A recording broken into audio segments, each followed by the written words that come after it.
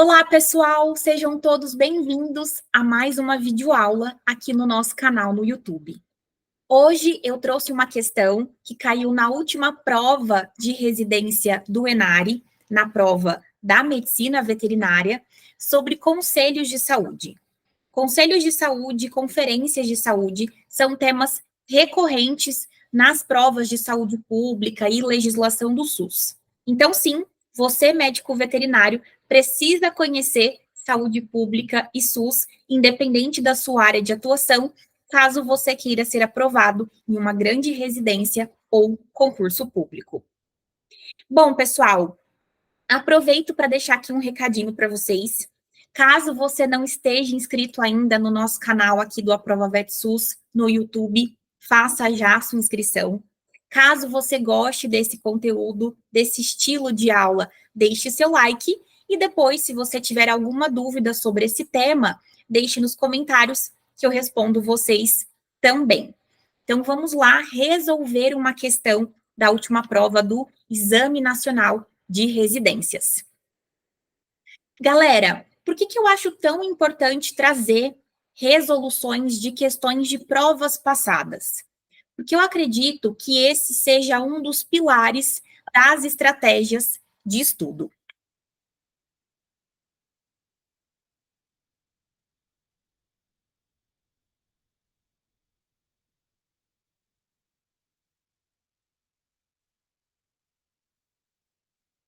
Assim como vocês, eu também já prestei prova de residência, já fui concurseira, e eu sei que existem algumas metodologias que a gente deve seguir para facilitar a nossa rotina de estudos. Então, eu acredito, e isso eu testei ao longo da minha vida, que a primeira coisa que a gente precisa fazer antes de começar a estudar para uma prova de concurso ou de residência é conhecer bem o edital da prova. Conhecer quais são os temas que serão cobrados por aquela banca. Porque mesmo no mundo das residências em medicina veterinária, as bancas, as universidades, têm ali questões muito diferentes e temas também diferentes. Então, pode ser que algum tópico esteja presente na parte ali do edital do ENARE, mas que aquele tema não esteja presente na prova da Unesp de Botucatu. Ou que aquele seja um tema para Botucatu, mas não seja um tema para a prova da USP. Então, primeira coisa, antes de começar a estudar, é saber o que eu realmente preciso estudar, em quais assuntos eu preciso focar. E aí, então, você começa a sua preparação a partir das aulas teóricas, dos conceitos teóricos.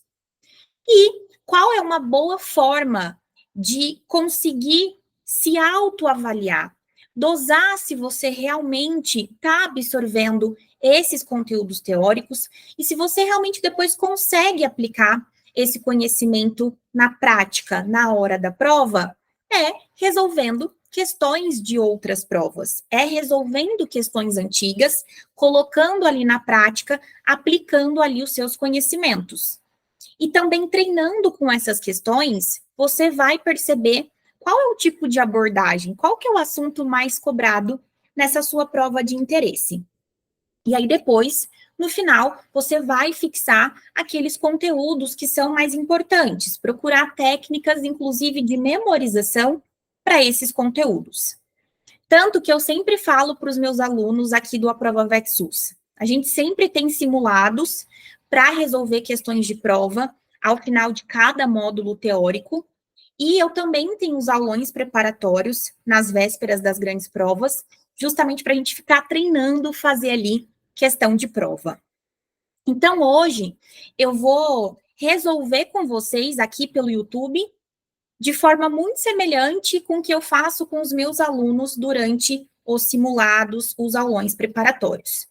Então, eu trouxe essa questão da prova do ENARE de 2023 sobre conselhos de saúde. Então, a questão diz o seguinte: sobre o conselho de saúde, assinale a alternativa correta.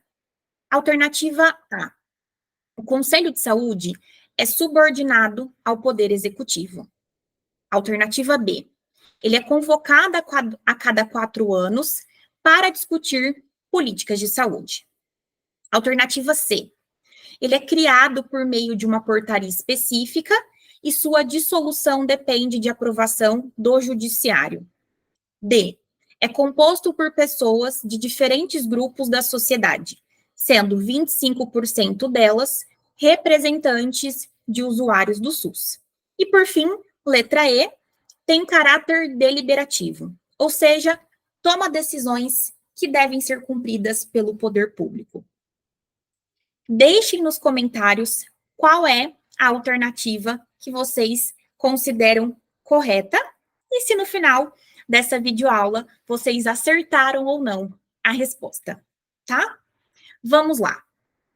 Gente, quando a gente fala de controle social, de participação social dentro do Sistema Único de Saúde, nós estamos falando de toda uma construção que vem lá da década de 70. Então, nós temos um movimento de reforma sanitária, principalmente da década de 70 para frente, e é nesse movimento de reforma sanitária que eu tenho a construção do SUS e também tenho essa exigência de que dentro desse Sistema Único de Saúde, a população vai ser parte integrante de todo um sistema de controle, de fiscalização, de participação. E aí, tem inclusive uma questão nessa prova do ENARE de 2023 sobre esse movimento de reforma sanitária. E aí, a alternativa correta que a gente tem ali na questão da prova é que a 8ª Conferência Nacional de Saúde, em 1986, vem para consolidar esse movimento e que vem para justamente trazer todos os pilares para a construção do SUS. E esse SUS, ele só é possível até hoje porque ele faz parte do nosso arcabouço legal. O SUS, ele é amparado pela Constituição Federal de 88. E nessa Constituição Federal, lá no artigo 198, nós veremos que essa participação social é uma das diretrizes do Sistema Único de Saúde. Bom, esse SUS, ele vai ser, então, criado lá na Constituição de 1988, mas ele vai ser regulamentado, ele vai ser implantado com a Lei Orgânica da Saúde, com a LOS, a partir da publicação da Lei 8080, a famosa Lei 8080 de 1990. E a própria Lei Orgânica da Saúde vai trazer essa participação, esse controle social, como um princípio do SUS. Mas quem é que vai explicar de uma forma bem específica como esse controle social deve acontecer? A lei complementar, que é a Lei 8.142 de 1990. Então, eu tenho uma lei orgânica, Lei 8080, e a sua lei complementar, a Lei 8.142. Bom, essa Lei 8.142, ela foi publicada bem no finalzinho do ano, no dia 28 de dezembro de 1990, e ela dispõe sobre a participação da comunidade na gestão do SUS e sobre as transferências intergovernamentais de recursos financeiros na área da saúde. Então, ela vai trazer 2 grandes temas: participação social e financiamento do SUS. Mas hoje, para responder a questão do ENARE, a gente vai ali se apegar apenas à participação social, então não vamos discutir financiamento do SUS. Galera, essa Lei 8.142 vai dizer, no juridiquês, o seguinte. Então, na linguagem realmente jurídica, o artigo diz o seguinte: o Sistema Único de Saúde contará em cada esfera de governo, sem prejuízo das funções do Poder Legislativo, com 2 instâncias colegiadas. Então, vamos trazer isso à nossa realidade, para uma linguagem mais simples. Galera, essas 2 instâncias colegiadas serão conselhos de saúde e conferências de saúde. Eu tenho cada uma dessas instâncias colegiadas em todas as esferas de governo, a nível federal, estadual e municipal. Então, eu tenho conselho Nacional de Saúde, na esfera federal, Conselho Estadual de Saúde, na esfera estadual, e Conselho Municipal de Saúde. Então, em cada esfera de governo, eu tenho um conselho. O mesmo vale para as conferências. Conferência Nacional de Saúde, Conferência Estadual de Saúde e Conferência Municipal de Saúde. Então, isso significa que eu tenho todas as esferas administrativas com as suas conferências e com seus conselhos, com as suas instâncias colegiadas. Mas por quê? Sem prejuízo das funções do poder legislativo. Qual é a função do poder legislativo? Senadores, deputados, vereadores. A função é criar leis e também fiscalizar se essas leis estão sendo realmente aplicadas e como elas estão sendo aplicadas pelo poder executivo, ou seja, pelo presidente, pelo governador do estado, pelo prefeito e pelos secretários também, pelos ministros também. E por quê? Tem que ficar claro que o conselho, que a conferência está existindo sem prejudicar o poder legislativo.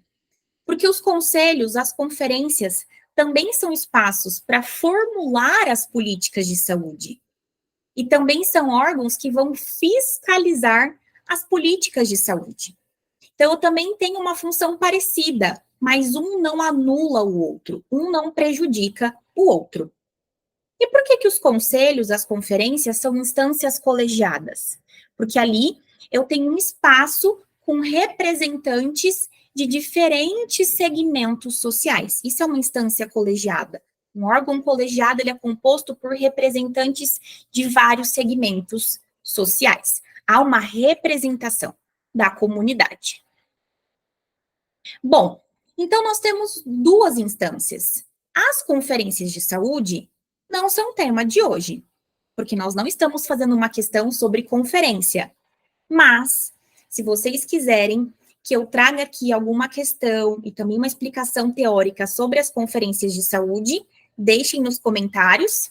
E também, se vocês quiserem que eu conte como foi a minha participação como delegada nas conferências de saúde de 2023. Porque, sim, eu participei da Conferência Municipal, da Conferência Estadual e da Conferência Nacional de Saúde. Então, eu fui delegada na Conferência Municipal da Prefeitura de Franca, depois delegada na Conferência Estadual do Estado de São Paulo, e depois fui como delegada também para a 17ª Conferência Nacional de Saúde, que aconteceu em Brasília. Então, se quiserem saber mais um pouquinho, deixem nos comentários, que depois eu gravo uma aula para vocês.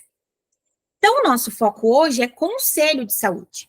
Então, eu tenho Conselho Nacional, eu tenho Conselho Estadual e tenho também Conselho Municipal. Também podemos criar conselhos locais dentro de um mesmo município. Pessoal, vamos discutir agora alternativa por alternativa. Então, eu vou fazer com vocês como eu faço com os meus alunos durante os simulados e durante os aulões preparatórios para as provas. Então, vamos lá. A questão diz o seguinte: sobre o Conselho de Saúde, assinale a alternativa correta. Letra A.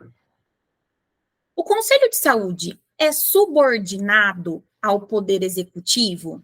Ele é subordinado ao presidente, ao ministro da Saúde? Subordinado ao governador do estado e ao secretário estadual de saúde? Ele é subordinado ao prefeito, ao secretário municipal de saúde? Não. Essa é uma alternativa falsa. Por quê, gente? Porque esse conselho, ele justamente atua tanto na formulação quanto no controle da execução das políticas de saúde na instância correspondente. Ele vai controlar, ele vai fiscalizar a execução do trabalho desse poder executivo, inclusive nos aspectos econômicos e financeiros. Então, o conselho está ali para fiscalizar o que está acontecendo com o dinheiro do SUS. Então, aquilo que entrou no Fundo Municipal de Saúde, aquele dinheiro que entrou, foi utilizado? Aonde ele foi aplicado? As políticas públicas de saúde do SUS estão sendo seguidas? Estão sendo implantadas? Então, ele é um órgão fiscalizador, não tem como ele estar subordinado a esse poder executivo. Pelo contrário, ele está ali de olho no poder executivo. Bom, então não vamos marcar. Alternativa A. Temos a alternativa B, que diz o seguinte: ele é convocado a cada 4 anos para discutir políticas de saúde.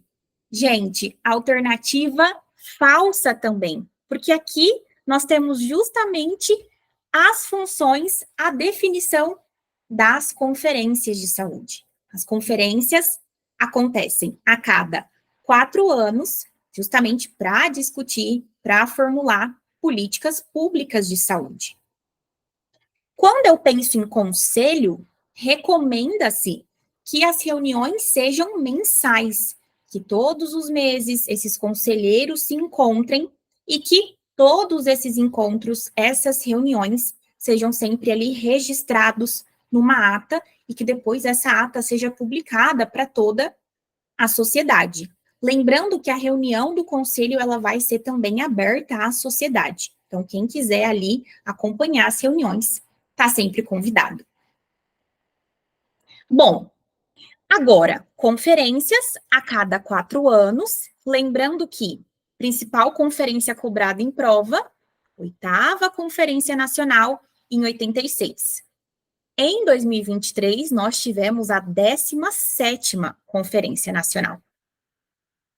Depois, ele é criado por meio de uma portaria específica e sua dissolução depende de aprovação do judiciário? Pessoal, falso também.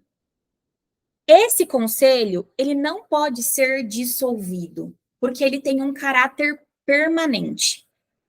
Além disso, ele também tem um caráter deliberativo, mas eu já entro nesse âmbito. Então, o que significa que ele é de caráter permanente? Significa que aqueles conselheiros serão eleitos, a composição daquele conselho passa por uma votação, por uma eleição, e ele vai permanecer ali por 3 anos. Então, depois de 3 anos, nós temos uma nova composição e esse conselho volta ali com uma nova composição. Ou se mantém, vai depender ali dos votos mesmo. Mas ele não vai ser criado por portaria específica, até porque ele é criado pela própria Lei 8.142. Ele é regulamentado por outras portarias, claro, mas ele foi criado ali pela Lei 8080, foi mais bem explicado na Lei 8.142, então não tem uma portaria para criar. Agora, dissolução também não, ele é permanente. Claro que um conselheiro, ele pode ser retirado desse conselho se houver alguma apuração administrativa ou judicial de alguma irregularidade, até sim, tá? Aí, nesses casos, são exceções, mas ele é criado por lei e ele é de caráter permanente. Bom, agora, tem um detalhe aqui que costuma cair muito em prova de residência e de concurso.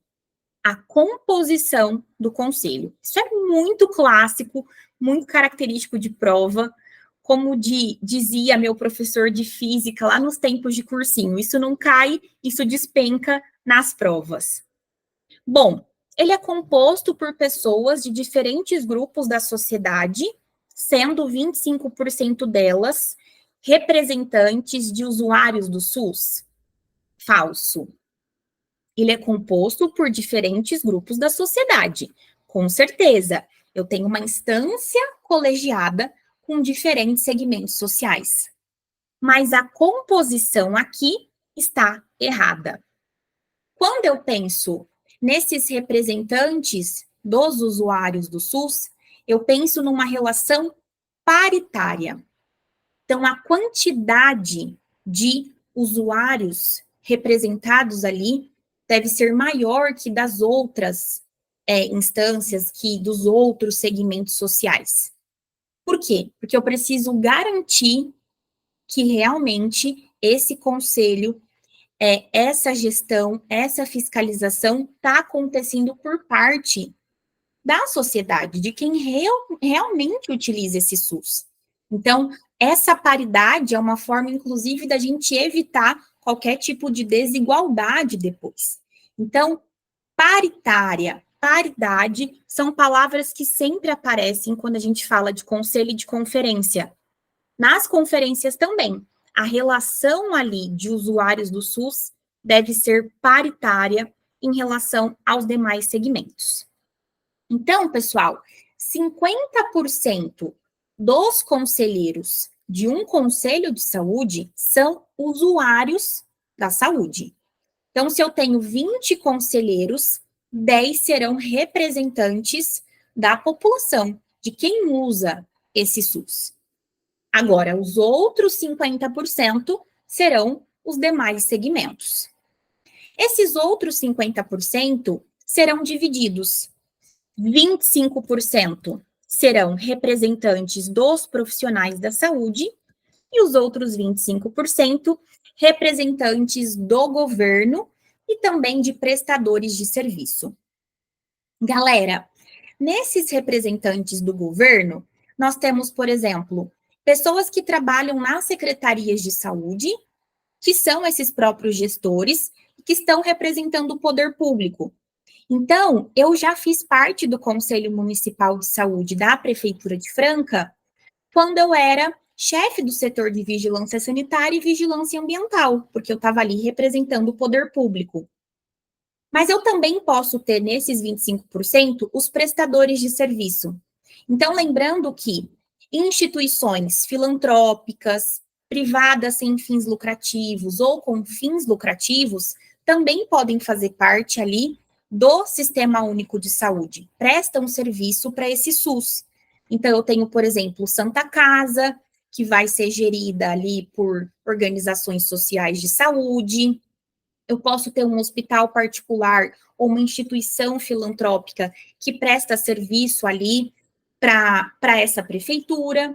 E eu tenho, por exemplo, no caso da própria universidade, sendo também uma prestadora de serviço. Hoje eu faço parte do Conselho Municipal da Prefeitura de Jaboticabal. Então, eu continuo sendo conselheira, só que agora em outra cidade, e eu estou ali representando a Unesp, que presta um serviço.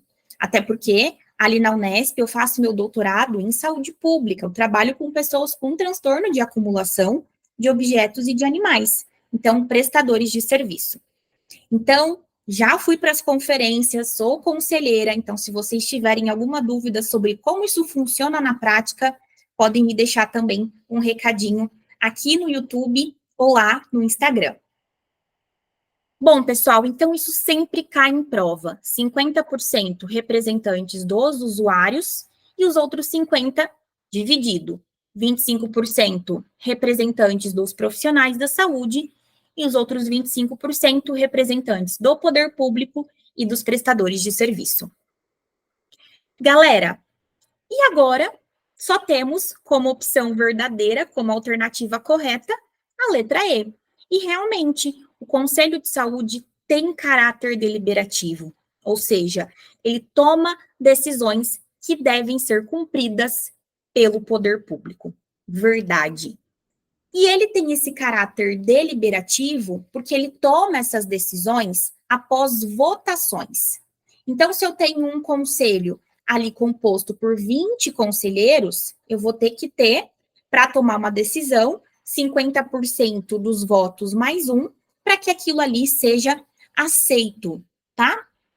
Então, é necessário estabelecer um quórum mínimo, tem que haver uma quantidade mínima de conselheiros para que eles façam as reuniões e tomem essas decisões. Então, é sempre uma decisão pela maioria. Por isso eu preciso ter esses representantes dos diferentes segmentos. E por isso a maior parte tem que representar a própria população, quem realmente utiliza esse SUS. E essas decisões serão homologadas, serão cumpridas pelo chefe do poder legalmente constituído ali. Então, é uma decisão que vai ter que ser cumprida, tomada, homologada pelo secretário de saúde do município, pelo secretário de saúde do estado ou pelo próprio ministro da saúde.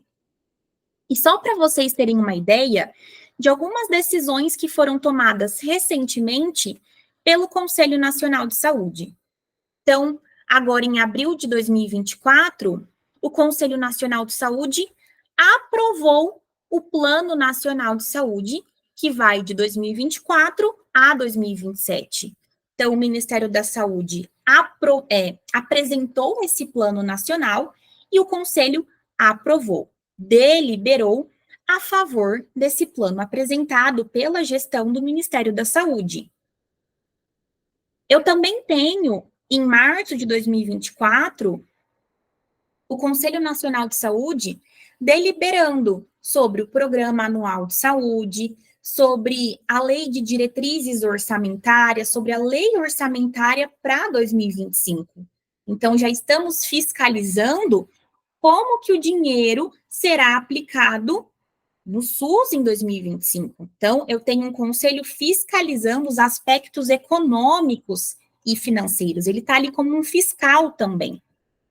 Mas ele também pode reprovar, por exemplo, em 2023, o Conselho Nacional de Saúde reprovou o relatório anual de gestão do Ministério da Saúde em 2022, indicando quais medidas deveriam ser corrigidas antes deles aprovarem o relatório. Então, talvez a prestação de contas estava incorreta, talvez algo que foi prometido no plano anual de saúde não foi cumprido pela gestão, então eles encontraram uma irregularidade, estão agora pedindo para esse poder público corrigir esse relatório. Então, eles podem aprovar ou reprovar políticas públicas, relatórios e prestação de contas também.